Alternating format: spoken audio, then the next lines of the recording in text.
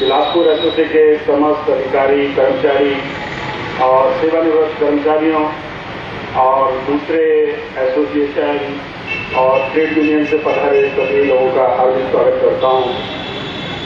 साथियों, और सबसे बड़ी बात यह है कि आज की तारीख में हमारे प्रबंधन के पास कोई भी सही रिपोर्ट उपलब्ध नहीं है कि कितने कर्मचारी हड़ताल में हैं, सही उपलब्ध नहीं है। बीएसएनएल की जो आधिकारिक इंटरनेट वेबसाइट है उसके ऊपर भी हड़ताल के बारे में कल की तारीख में कोई जिक्र नहीं है, क्योंकि उनके पास कोई फिगर भी उपलब्ध नहीं है। जैसे कि बिलासपुर में हड़ताल इतने सफलतापूर्वक चल रही है, पूरे सर्कल में इसी उत्साह के साथ सभी अधिकारी और कर्मचारी इस हड़ताल में स्वतः ही भाग ले रहे हैं। जैसा कि हमारे साथियों ने अपने उद्बोधन में पहले ही सारे मुद्दों पर प्रकाश डाला है और उनके दीर्घकालीन अनुभवों का हमें लाभ मिला है। भारत सरकार को यूएसओ फंड के रूप में भारत संचार निगम लिमिटेड और दूसरे टेलीकॉम ऑपरेटर से बहुत सारा पैसा प्राप्त होता है, संभवतः 50,000 करोड़ 60,000। कुछ वर्षों पूर्व सरकार ने एक नीति बनाई कि देश के हर ग्राम पंचायत को ऑप्टिकल फाइबर से जोड़ा जाएगा। मुझे ध्यान आता है कि प्रेस रिलीज में उस समय चिदम्बरम साहब मंत्री हुआ करते थे, पार्टिसिपेट नहीं करेंगे क्योंकि बीएसएनएल की जो एग्जीक्यूशन कैपेसिटी है उसके ऊपर उनको भरोसा नहीं था। ये घोटाले सामने आने लगे और नेशनल ऑप्टिक फाइबर का काम जब आगे बढ़ने लगा तो सरकार को मजबूरन इस कार्य को करने के लिए सार्वजनिक क्षेत्र की 3 कंपनियों का चयन करना पड़ा। साथियों, आप देखेंगे हमारे चार्टर ऑफ डिमांड्स में एक मांग है कि बीपीएनएल का बीएसएनएल में विलय किया जाए। इसके पीछे एक बहुत बड़ी मांग, बहुत बड़ा कारण यह है कि एक तरफ हमारी संपत्तियां आज भी भारत सरकार के अंदर में है और देश ये कि बीपीएनएल का बीएसएनएल में विलय किया जाए और टेलीकॉम क्षेत्र से संबंधित किसी भी कार्य के लिए सहायक कंपनियों का निर्माण बंद किया जाए। तो इस मीटिंग के अंतिम चरण में मैं आभार प्रदर्शन के लिए एनएफटी के जिला अध्यक्ष साथीपुरी। आज दूसरा दिन है, आज भी हमारे साथियों में बड़े जोश के साथ बचाओ देश बचाओ के स्लोगन से शुरू हुआ है।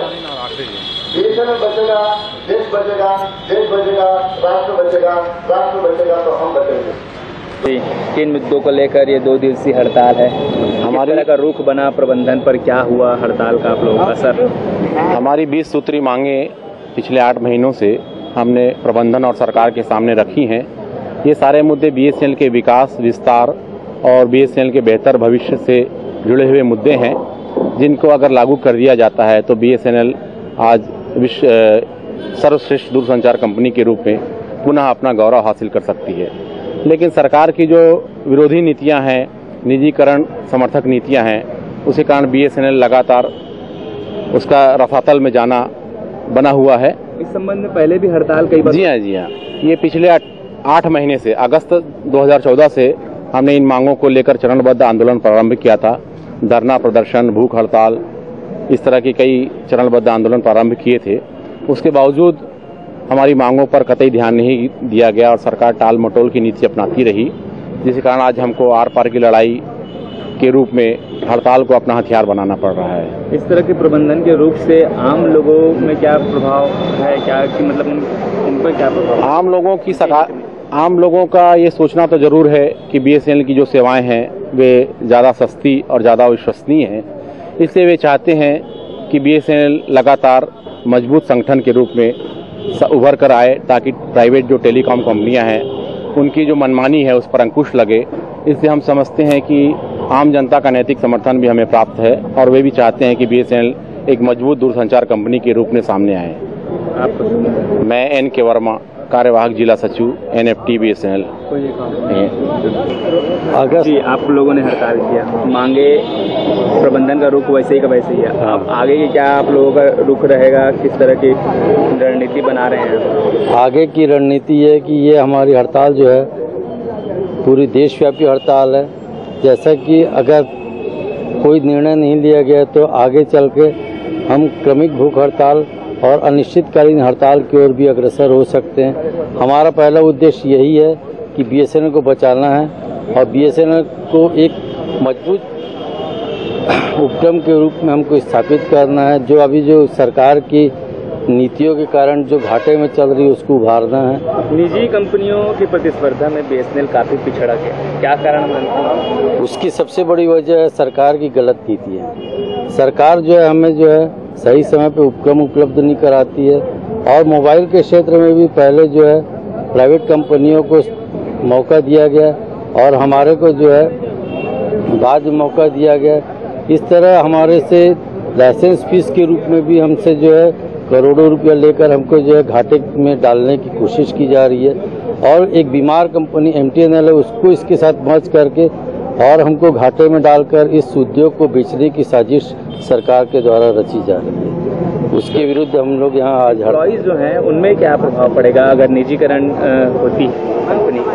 निजीकरण होने से सबसे बड़ा राष्ट्र को खतरा है। राष्ट्र को खतरा ऐसा है कि निजी कंपनियां जब आएगी तो अभी आपने देखा होगा मुंबई में जो हुआ, आतंकवादियों के हाथ में ज़्यादातर जो है प्राइवेट कंपनियों के जो है सिम उपलब्ध होते हैं और वो लोग जो आतंकवादी कार्रवाई करते रहते हैं। और हमारा BSNL कंपनी एक ऐसा है जो सोच समझ के और सही आदमी के हाथ में ही सिम देता है और हमारा BSNL कंपनी जो है हमेशा राष्ट्र हित में काम करता है, चाहे वो नक्सलाइट एरिया हो वहाँ भी हमारा BSNL का ही नेटवर्क हमेशा खड़ा रहता है। और बाढ़ग्रस्त इलाकों में भी जो है सबसे पहले अगर कोई कंपनी वहाँ नेटवर्क खड़ा करती तो वो BSNL कंपनी होती है। ग्रामीण क्षेत्रों में भी जो है BSNL कंपनी सेवाएं देती है। प्राइवेट कंपनियां सिर्फ और सिर्फ लाभ कमाने के उद्देश्य से शहरी क्षेत्रों में ही अपनी सेवाएं देती है। SK गडकरी, जिला सचिव, BSNL एम्प्लॉइज यूनियन।